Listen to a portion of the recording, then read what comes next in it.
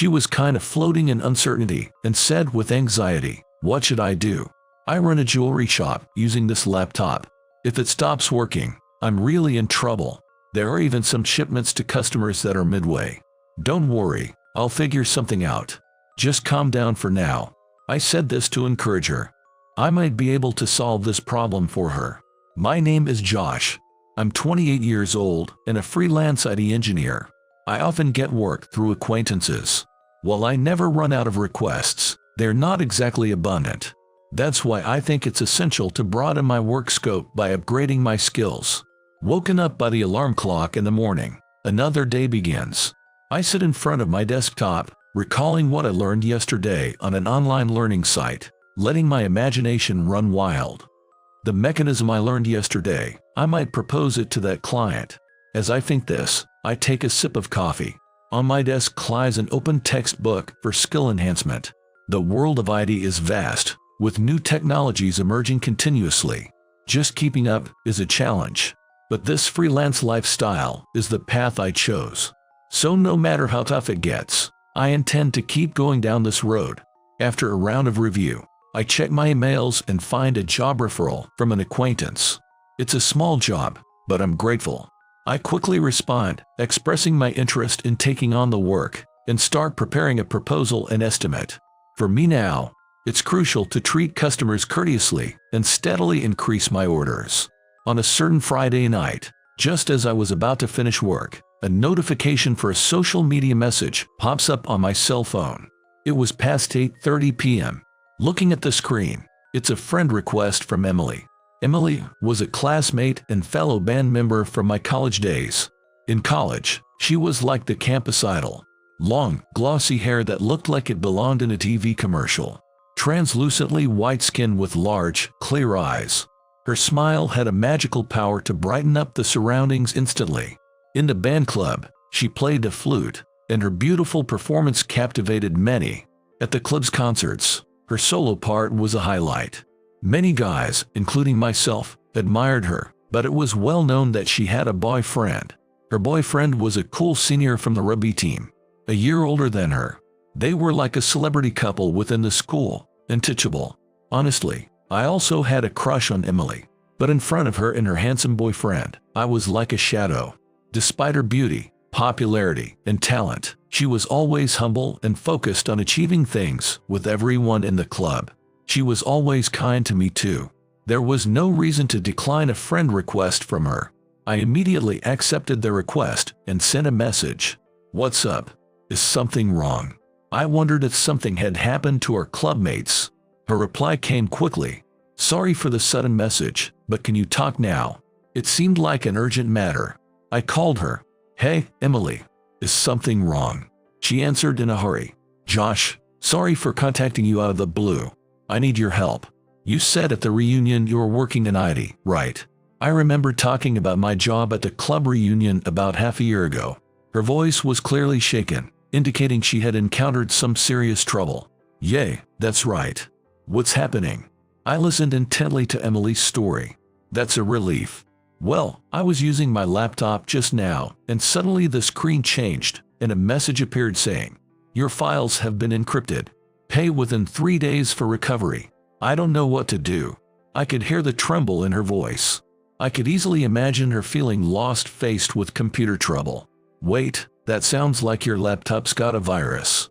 Did you receive any suspicious emails before this screen popped up?" She answered with a bit of anxiety. Come to think of it, I did open an attachment from an email about sending contract documents from someone unknown. Could that be the cause? It almost certainly was. Yay, that's probably it. If you can disconnect the internet on that computer, do it. And don't shut down or restart the computer. She seemed to be listening intently to my advice. Got it. I'll make sure it's not connected to the internet. What should I do next? Her anxiety seemed to peak. Emily, let's calm down a bit. I can tell for sure without seeing the laptop. Can you bring it somewhere? The cafe was already closed at this hour. Perhaps a diner would be the only option. It's pretty late, but Josh, could you come to my place? I felt a sudden jolt. She was supposed to be living alone. Visiting a woman's home was something I had rarely done. and she was the woman I had admired. But at the reunion, there was a ring shining on her right ring finger. Could it be that her boyfriend was living with her? Such thoughts crossed my mind. Sure, if it's not too much trouble. We both knew her house wasn't too far from mine. About a 30-minute ride on the subway. We decided to meet at the nearest station. I quickly got ready and headed to meet her. Emily was waiting for me just outside the station. "Thank you, Josh. I really appreciate it. Sorry for the trouble." She smelled like citrusy conditioner, perhaps having just had a shower. Her apartment seemed to be a rental, about a 10-minute walk from the station. "By the way, how did you know how to contact me?" On our way to her place, I asked her a question. "Sorry for surprising you with a sudden message. I was really in a bind, and then I thought, Josh, you remember how we all made that social networking group at the reunion? I found you there." "Makes sense. I was glad I registered my contact then." On the way to her apartment, she walked with her head down, looking anxious. I could hear her occasionally take deep breaths. "Are you okay?" When I asked, she replied in a small voice, "Yeah, just a bit. I can't stop thinking about my laptop." I tried to ease her anxiety with some light conversation, but she seemed distracted. We arrived at Emily's place. There was a sense of excitement inside me, touching on her private life for the first time. Her apartment was larger than I expected, with a wall covered in art pieces and photos she had collected, each telling of her good taste in aesthetics. There was no sign of a boyfriend-like presence, and I felt relieved inside. She quickly led me to the room where her laptop was. Looking at the computer screen confirmed what I had suspected. This is ransomware. Just as it says here, it's a terrible virus that locks up important data on your computer and demands a ransom to unlock it. Your files have been encrypted. She spoke with her head down, anxiety in her voice. "Oh no, what should I do? I run a jewelry shop with this laptop. If I can't use it, I'm in real trouble. I even have orders that are midway through shipping." I could sense the urgency in her voice. Running a successful jewelry shop was her dream. I had heard at the reunion. All her shop's documents and know-how were on this single laptop, so her anxiety and urgency were understandable. "Don't worry, I'll take care of it. Just calm down," I said, trying to encourage her. I might be able to solve this problem for her. I thought about doing everything within my power to help. While checking her computer, I started talking about myself to try and reassure her. I originally worked at an IT security company. People often think IT engineers can handle anything computer-related, but actually, dealing with these kinds of viruses is a job for IT security engineers. So, maybe I can fix this. I'll do what I can. Really. I don't know much about IT stuff, but talking to you was the right choice, wasn't it? I'm glad I contacted you, Josh. She smiled a bit, looking somewhat relieved. Finally, she showed me the smile I liked. One of the biggest reasons I left the company and turned freelance was being bound by time. There were irrelevant meetings, or times when clients were in a rush, but I was limited by overtime restrictions. As we headed to her place, I thought about how I wanted to quickly help people who are truly in trouble, like Emily now. Even while focusing on the computer work in front of her, I was realizing how right my choice to be a freelancer was, appreciating the freedom it gave me. I never expected my past experience would come in handy to help her now. After a thorough look at Emily's laptop, I concluded I couldn't fix it on the spot. "Emily, I'm sorry, but this doesn't look like an easy fix. I need to take the computer back with me to properly handle it. Is it okay if I take it?"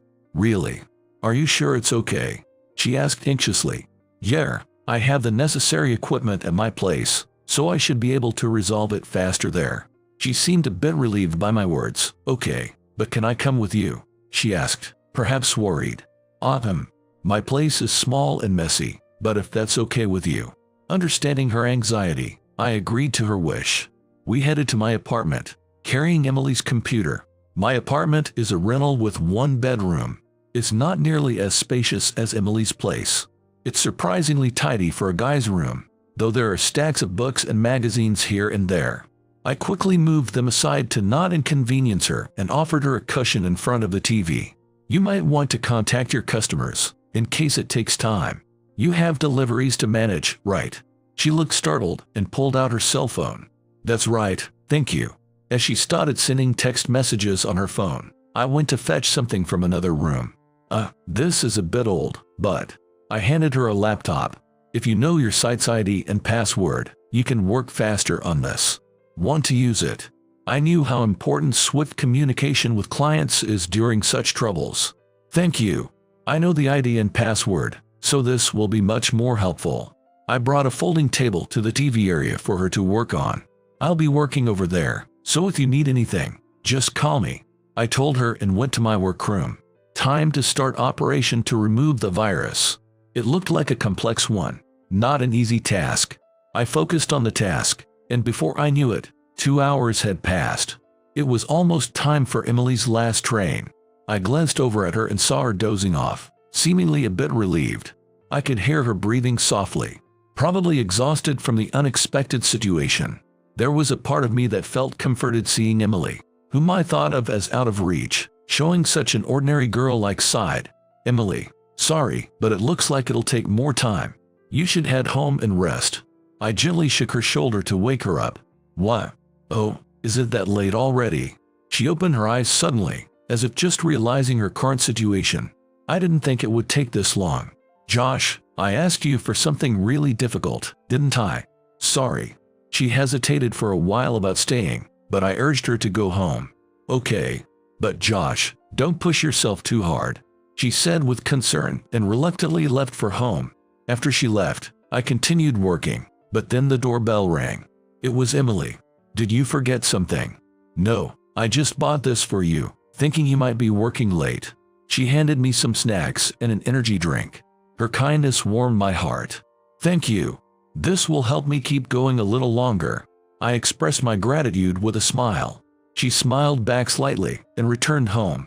Left alone, I battled the virus throughout the night. Emily's thoughtfulness and smile kept me motivated through the long night. I'll do this for Emily. I renewed my commitment. In the morning, after taking a short nap, the doorbell rang. It was Emily standing there. Good morning, Josh. Sorry for the early visit. Did you stay up all night?